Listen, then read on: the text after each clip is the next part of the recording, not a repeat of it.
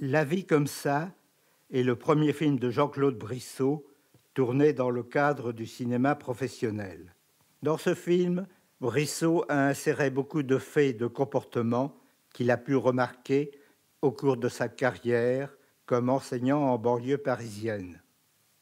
Au début, on dirait un catalogue désordonné d'observations sur les scènes les plus traumatisantes de la vie à Bagnolet. Les éléments dramatiques, pourtant issus de la réalité, y sont concentrés d'une manière peu réaliste et très sensationnaliste.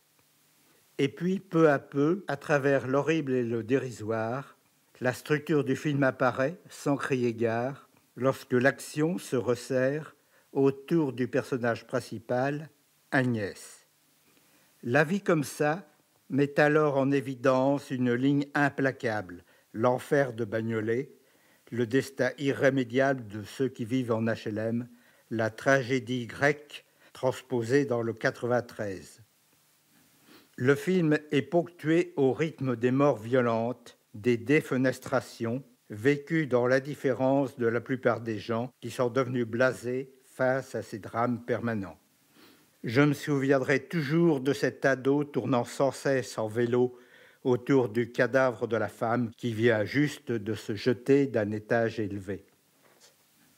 Il n'y a pas encore ici ce que l'on notera dans l'œuvre postérieure de Brissot, le mélange du naturalisme sordide et de l'onirique.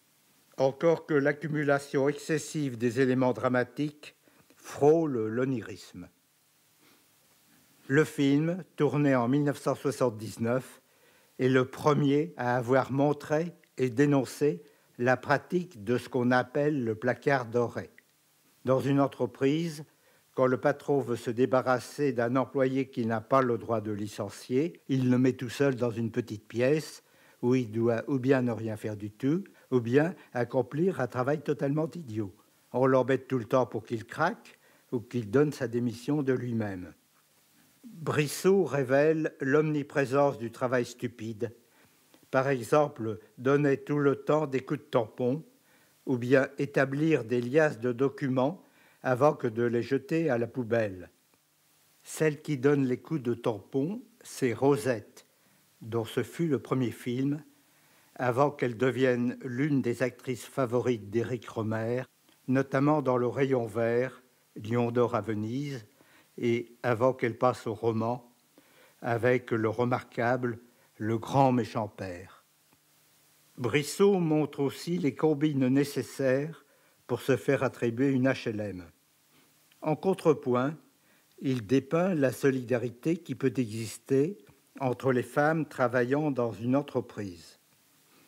Avec sagesse, Brissot choisit de ne pas finir les scènes lorsque le spectateur sait exactement ce qui va se passer. Brissot n'explique pas tout. Le spectateur pourra lire entre les lignes, entre les plans du film. Brissot montre la tête du délégué syndical qui arrive très difficilement à dépasser une barre située au premier plan lorsqu'il affronte le patron. Une symbolique visuelle qui traduit bien son impossibilité à être écouté. Une figure inédite.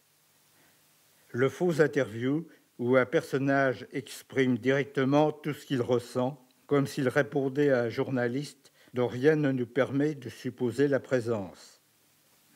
Un didactisme d'une grande puissance. Un quart de siècle avant les événements tragiques survenus dans la banlieue parisienne, Jean-Claude Brissot semble avoir tout dit sur la question.